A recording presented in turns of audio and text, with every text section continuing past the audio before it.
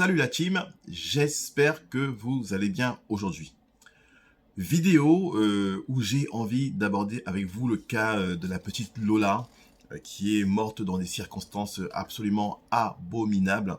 Parce que j'ai d'abord réfléchi à faire cette vidéo parce que bon, quand même c'est même quelque chose moi qui me touche parce que j'ai trois filles, dont une qui a eu 12 ans il y a quelques années, elle a maintenant 15 ans, mais ça reste la jeune adolescence. Et j'ai aussi deux autres filles qui sont plus jeunes, qui sont encore bébés, 3 ans et 1 an et demi. Et je me dis que leur tour viendra d'avoir 12 ans, d'être des adolescentes. Et c'est très triste quoi, de se dire que dans quel monde on vit, comment ce genre de choses est encore possible d'être tué gratuitement comme ça, ou pas. Enfin, on est vraiment en mode Jack l'Éventreur. Donc c'est vraiment quelque chose qui fait peine à voir et de voir dans quelle société on vit actuellement. Je peux donc effectivement aisément comprendre que les parents aient peur pour leurs enfants et qu'on voit encore une fois hein, la société d'aujourd'hui qui transforme les gens en monstres, hein, ou qui se transforment eux-mêmes en monstres, qui se révèlent et qui font que les rues sont de moins en moins certaines. Alors cette personne qui s'appelle, qu'on appelle hein, Dabia B, pour ne pas donner plus d'informations que ça, est vraiment assez spéciale. On ne sait pas grand-chose d'elle. On sait qu'elle était plus ou moins SDF, mais en même temps elle habitait un peu chez sa sœur. On sait aussi qu'elle avait je dirais, une vie de famille un peu dissolue. Elle avait porté plainte pour agression coups et blessures, je crois qu'elle a elle-même été battue, enfin voilà. Elle a dépeint aussi un portrait, on va dire, qui va un peu dans son sens, pour dire encore une fois, je suis un monstre parce que j'ai eu une enfance de monstre. Or moi je suis convaincu que les deux ne sont pas liés. C'est pas parce que vous avez une enfance difficile qu'automatiquement vous devenez un monstre, c'est clair et net. Donc au niveau des infos, hein, Dabia, 24 ans, d'origine algérienne, SDF, hein, vraiment tout le package. Mais déjà, il faut rendre hommage à la petite Lola, vraiment qui a dû passer un moment absolument affreux, accablant, enfin, morte dans des circonstances complètement dingues, hein, parce qu'on parle vraiment de sévices très fortes, d'égorgement, avec une quasi-tête coupée. Hein, enfin, les mots sont durs, mais il faut les dire, parce que voilà vraiment la situation qui est. Alors, je parle de cette histoire parce qu'il y a certaines choses qui ne me paraissent pas très claires. Dans le sens où il y a beaucoup d'incohérences, soit parce que la personne elle-même est complètement dingue, soit aussi parce que des fois, vous savez, il arrive que la police enquête sur une affaire, mais qu'il ne sorte pas toutes les informations, ou bien fasse des fausses pistes de manière à écarter un petit peu, ou du moins rassurer le suspect principal, et faire en sorte qu'il se relâche. Et voilà, comme pour l'affaire Daval. Vous savez, pour l'affaire Daval, dès le premier jour, les policiers savaient que c'était lui. Mais pour le confondre de manière très forte, ils sont obligés de jouer un petit peu, vous savez, les fausses pistes, de faire croire qu'ils sont un peu perdus, qu'ils n'ont pas d'infos, ainsi de suite. Ça permet que le criminel en question se relâche un peu. Il a le sentiment que, voilà, j'ai bien fait mon coup, personne ne pense que c'est moi. Et en fait, qu'on s'aperçoit finalement que, dès le départ, il savait que c'était lui, mais il fallait le laisser s'exprimer, voir les gens qu'il allait contacter, de manière à pouvoir remonter des pistes, à pouvoir remonter des éventuels complices. Et c'est comme ça que la police aussi distille des informations qui sont un peu éparpillées, de manière à perdre le public, ou du moins perdre les personnes elles-mêmes concernées qui se relâchent et finissent par tomber dans le piège. Donc c'est ce qui est plutôt bien amené. Parce que moi, il y a beaucoup de choses qui m'intriguent dans cette affaire. Euh, j'ai le sentiment que cette fille, alors, je peux me tromper vraiment à 100%, hein, c'est juste vraiment l'observation de loin hein, de cette affaire-là, mais j'ai l'impression que cette fille, j'ai l'impression qu'elle était peut-être pas toute seule à faire ça, parce que ça me paraît quand même dingue, même si elle est folle, qu'elle ait pu maîtriser la petite Lola à ce point-là et faire tout ce qu'elle a fait. J'ai lu un compte-rendu absolument glacial que je vous partage. Alors, ce compte-rendu, alors, où est-ce qu'on est?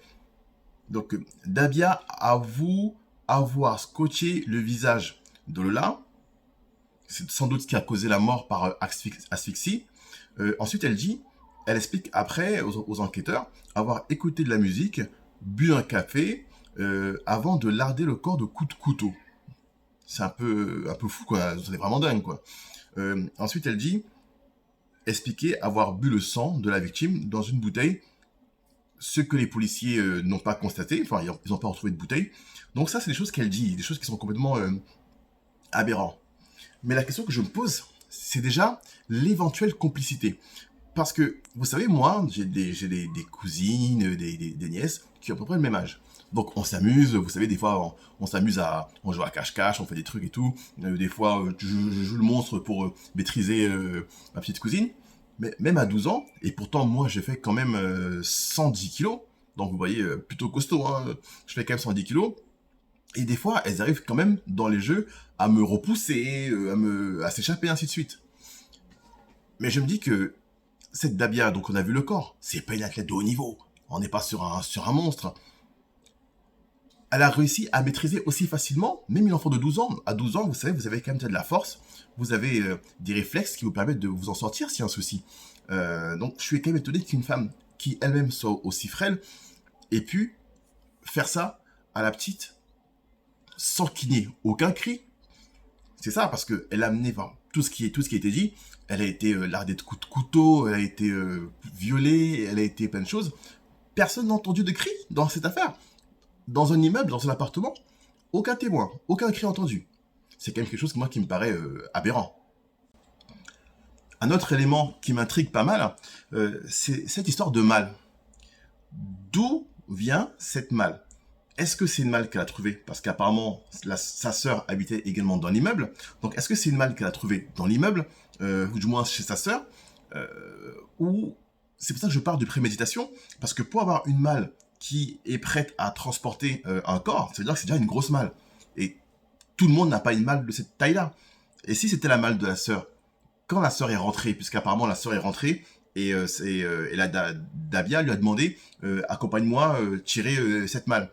Donc si c'était la malle de sa sœur aurait dû se rendre compte que c'est sa malle à elle. Donc moi par exemple, si mon frère il vient ou ma sœur elle vient, elle prend une malle qui est à moi, je vais lui demander qu'est-ce que tu fais avec ça? Et deux, où est-ce que tu vas? Troisièmement, montre-moi ce qu'il y a dedans, puisque vraisemblablement c'est une sœur qui est un peu dérangée. Donc tu te dis peut-être qu'elle m'a volé des affaires, peut-être qu'il y a quelque chose qui ne va pas. Donc effectivement, tu lui demandes de montrer le contenu, chose qu'elle n'a pas fait. Donc ce qui veut dire que la malle n'était même pas à sa sœur. Donc c'est pour ça que je parle de cette histoire de préméditation. Deuxièmement, il y a cette histoire dans le parking. On a parlé de l'appartement, mais on a trouvé également des traces de sang dans le parking. Donc elle a tué où? En bas, elle a tué en haut. Donc tout ça c'est pas clair. Donc c'est pour ça que il y a le sentiment vraiment que certaines informations sont distillées un peu pour nous perdre, pour qu'on ne puisse peut-être pas se douter qu'il y a quelqu'un d'autre derrière. Mais c'est vraiment ça qui me donne l'impression qu'il y a la complicité. Il y a eu également un témoin qui a prétendu avoir vu cette jeune fille, donc Dabia, courir dans la rue en disant, au téléphone, en criant apeuré, il l'a fait, il l'a fait. Donc il l'a fait, c'est-à-dire s'il y a écrit il et pas elle. Donc pouvant donner l'impression qu'il y a donc un autre complice, puisqu'elle dit il. Et le fait qu'ils disent il l'a fait vient donner un peu plus d'assurance à la théorie de la préméditation, parce que le fait de dire qu'il l'a fait, en fait, ça donne le sentiment que c'était déjà quelque chose qui était prévu. Et en disant qu'il a enfin osé le faire. Vous savez, genre vraiment, il l'a fait, il avait dit qu'il allait le faire, il l'a vraiment fait. Donc c'est un peu ça qui me met dans le doute, en me disant qu'elle a participé, bien sûr. Mais c'est curieux. Ensuite, les coups de couteau dont on parle dans l'affaire. Si elle a tué Lola dans l'appartement, il devrait y avoir une scène de crime, du sang partout. Bien qu'elle a dit aux enquêteurs qu'elle a mis le sang dans une bouteille et qu'elle l'a bu. Ce qui me paraissait... elle est vraiment dingue, cette fille-là. Dahmer. La série Dahmer en y est. Donc, si elle a bu le sang, ils auraient retrouvé quand même la bouteille. Et deux, si elle a tué Lola dans l'appartement de sa sœur, encore une fois, c'est une scène de crime. Vous imaginez quand vous ouvrez une tête, et qu'on parle même pas juste d'ouvrir, apparemment on parle vraiment d'avoir une tête arrachée, quasiment la tête coupée. Je crois que vous imaginez pas le nombre de litres de sang qui sort par le cou, donc il devrait y avoir des marques de sang. Personne, à ce jour, n'a clairement identifié une scène de crime. On a retrouvé quelques gouttes de sang dans le parking, mais l'appartement de la sœur, on n'en parle pas. Donc, est-ce que vraiment là-bas, il y a une scène de crime? Mais si vous coupez la tête de quelqu'un, vous ne pouvez pas nettoyer. Vous voyez ce que je veux dire? Donc là-dessus, pareil, on n'a pas d'infos. Donc, comme je l'ai dit tout à l'heure, il n'y a pas de cri. on parle du sous-sol, on parle de l'appartement. Voilà, c'est vraiment ça qui fait que c'est flou. Et encore une fois, c'est cette histoire de mal. D'où vient cette mal? Cette mal va dans la thèse de la préméditation, puisque le scotch aussi, pour la bâillonner, enfin un ensemble d'éléments qui donnent le sentiment qu'il y avait quelque chose de vraiment prémédité. Et que ce n'était pas forcément un crime aussi simple qu'ils le disent, un crime d'opportunité. Elle l'a suivi, elle l'a attendu, et puis surtout, il y a la caméra de surveillance, on n'a pas d'infos. Avec qui est-elle ressortie? On ne voit pas les images de quand la Dabia ressort de l'immeuble. On la voit entrer, mais elle est forcément ressortie par l'extérieur, donc par la porte avec la caméra. Donc là, au moins, on peut voir si elle repart seule ou accompagnée. Il y a cet homme de 43 ans aussi. Bon, on ne sait pas trop c'est quoi cette histoire. Ils sont partis en région et puis elle est revenue. Elle a transporté le corps. Donc est-ce qu'elle est partie avec le corps? Est-ce qu'elle est revenue avec le corps? Tout ça, c'est vraiment pas clair. Généralement, quand vous avez des crimes de ce genre-là, vous avez toujours le procureur qui convoque une réunion, vous savez, avec toute une équipe derrière, et qui fait une conférence. Étonnamment, là, on n'a rien. Donc, ce qui me fait penser que à cet instant encore, ils sont en train d'enquêter. Ils ont beaucoup d'éléments, mais qui préfèrent ne pas les donner de manière, encore une fois, peut-être à aller empêcher la personne de s'enfuir, ou la personne qui est vraiment tuée, ou enfin, les informations sont très bizarres. Les informations sont très bizarres. Donc vraiment, je suis sûr que on n'a pas encore entendu la fin de cette affaire. Hein. Ils vont nous dire d'autres choses et que pour l'instant, les informations qu'on a, c'est pour nous dérouter un peu et empêcher que la personne qui a peut-être été complice puisse s'enfuir. Alors, c'est que ma théorie, ma vue de loin, ma vue d'amateur qui regarde une affaire et qui me dit qu'il y a quand même quelque chose qui cloche. Aussi triste que soit cette affaire, les informations qu'on a sont, il y a beaucoup d'incohérences, quoi. Je veux dire, si vous assassinez quelqu'un dans un immeuble, je suis étonné qu'il n'y ait pas de cri. D'autant plus qu'apparemment, elle a demandé à la petite Lola d'aller prendre la douche. Après, elle l'a tapé, elle a mis des coups, elle l'a violé, tout ça, sans aucun bruit. À 12 ans, vous avez le réflexe de survie qui est déjà là. Si la mort est en face de vous, vous savez que vous allez mourir. Donc, vous allez vous battre à la vie, à la mort. Et vu la corpulence de Dabia, encore une fois, que c'est par rapport à ce que je disais, je pense que même à 12 ans, elle peut résister un peu. D'accord? À 12 ans, elle peut faire un petit quelque chose. Elle peut crier, s'enfuir, faire quelque chose. Sauf si, soit dans l'appartement, soit dans le parking ou ailleurs, une autre personne a permis de la maîtriser. Et ça m'étonne que les journalistes, par exemple, de BFM TV qui couvrent l'affaire, il n'y a aucun journaliste qui évoque le fait que au téléphone, elle a dit, elle criait, même dans sa folie, elle criait en disant il l'a tué, il l'a tué. Donc ce il, c'est qui? C'est qui ce il? Personne n'en parle. Il l'a tué, mais bon, le il, personne n'en parle. Bon, drôle d'affaire.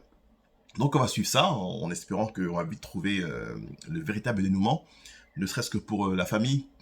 Ça ne permet pas de reposer en paix, mais au moins déjà ne plus être dans, vous savez, de permettre d'avoir le deuil, d'être dans la phase de deuil, de dire que voilà, l'affaire, le dossier est fini, on a les tenants, les aboutissants, maintenant on accompagne vraiment notre fille jusqu'à sa dernière demeure. Mais là, c'est sûr que pour eux, c'est un enfer. Pour les parents, ils allument la télévision, ils entendent des choses terribles. Enfin, vous imaginez, hein, on dit que votre fille, on lui a coupé la tête, on lui a violé. Enfin, alors, le monde part en vrille.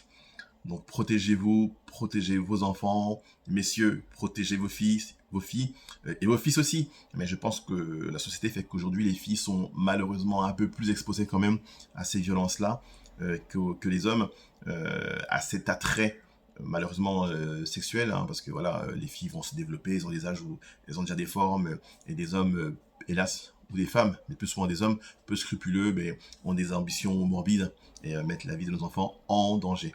Donc messieurs, protégez vos enfants à la vie, à la mort. Franchement, il n'y a rien de plus beau que d'avoir des enfants, d'avoir un garçon, d'avoir une fille. Faut vraiment les protéger, quoi.